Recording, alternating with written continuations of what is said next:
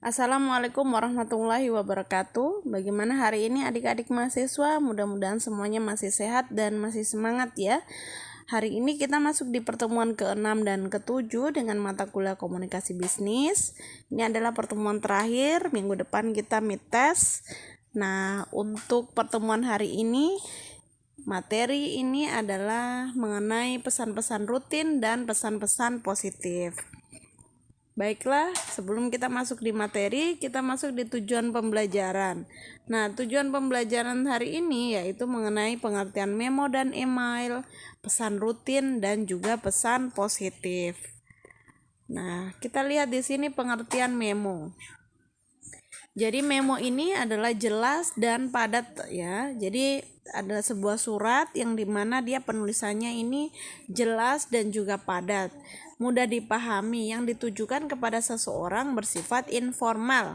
Biasanya penulisannya tidak lebih dari 10 baris. Penulisannya bisa diketik ataupun dengan tulis tangan. Jadi memo ini bisa diketik maupun ditulis tangan dengan tidak lebih dari 10 baris ya. Fungsi memo ini mengingatkan, menegaskan tentang sesuatu hal maupun urusan. Adapun isi dari memo berupa permintaan, instruksi, pemberitahuan, saran, pesan, dan tugas-tugas tertentu. Struktur memo seperti surat biasa, ini ada strukturnya yang dimana ada kop memo, nama pengirim dan penerima, kemudian ada badan atau isi daripada memo tersebut, kemudian ada kaki, ada tanda tangan, dan juga nama jelas pembuat memo. Langkah-langkah menulis memo ini ada: siapkan belangko memo yang akan dipakai. Penulisannya boleh diketik atau dengan tulis tangan. Menyampaikan pesan atau instruksi dengan bahasa yang tepat, singkat, dan juga dapat dipahami. Menandatangani serta menyertakan nama jelas pembuat memo. Mengirim memo kepada orang yang dituju. Jadi memang menulis memo ini kita sudah memiliki tujuan siapa yang akan kita kirimi memo tersebut. Nah, kita jangan lupa dalam membuat memo kita harus menandatangani ataupun juga menulis nama orang yang akan kita tuju ataupun nama kita yang mengirim. Jenis-jenis memo. Nah, memo ini ada bersifat resmi dan ada juga yang tidak resmi atau bersifat pribadi. Resmi ini biasanya seperti surat pernyataan dalam hubungan resmi dari seorang pimpinan kepada bawahannya ya. Kalau memo bersifat pribadi ini lebih ke nota atau surat pernyataan tidak resmi antar teman, saudara, atau orang lain. Ini ada contoh yang dimana ini adalah contoh daripada surat memo ataupun memo ya. Jadi kalau memo ini dia ada yang resmi dan ada yang tidak resmi. Yang tidak resmi seperti ini, yang resmi juga boleh kita lihat ya. Boleh kita lihat di sini ada undangan. Ini juga adalah salah satu contoh daripada memo resmi. Di sini kita masuk di pengertian email. Nah, email ini kan kita pastinya sudah mengetahui, apalagi kalau kita sudah jadi mahasiswa ya, pasti email ataupun Gmail ini sudah kita mengerti.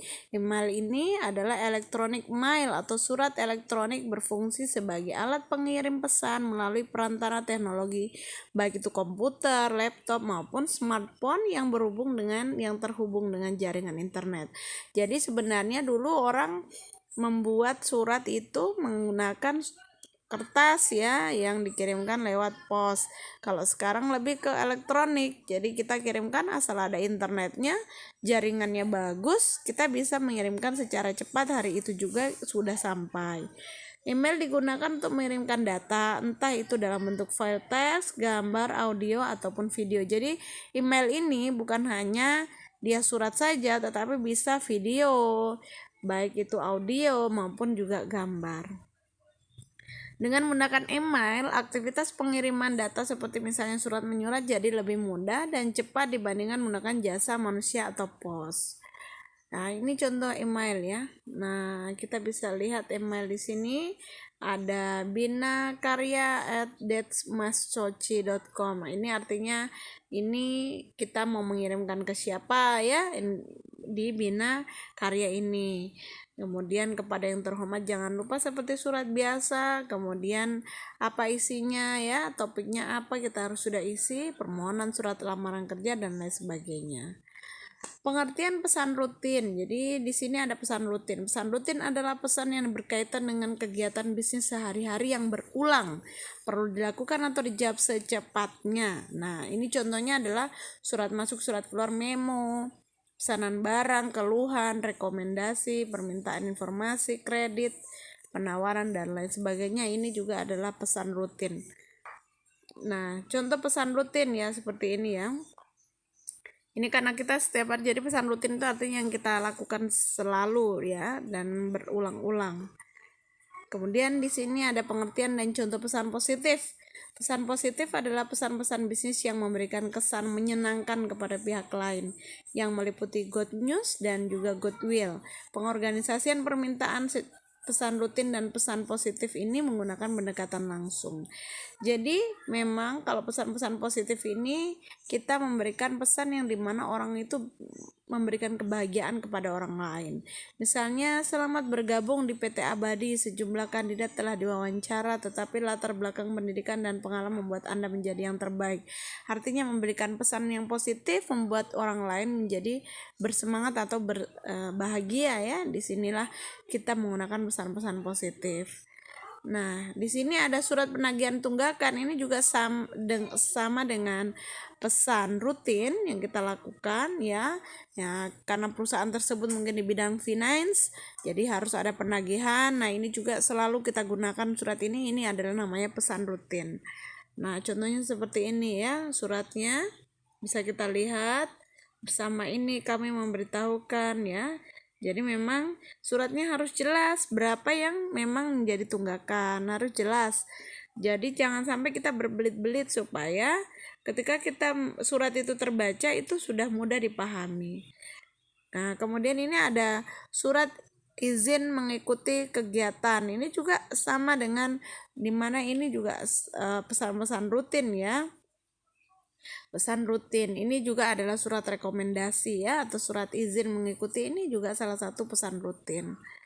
Kemudian terima kasih, hanya itu saja untuk pertemuan 6 dan ke-7. Terima kasih adik-adik mahasiswa, mudah-mudahan semuanya masih sehat dan semangat terus ya. Jadi nanti apabila ada yang kurang dipahami ataupun kurang penjelasannya atau kurang kita mengerti dengan bahasa ibu, nanti bisa dipertanyakan kembali. Terima kasih. Assalamualaikum warahmatullahi wabarakatuh.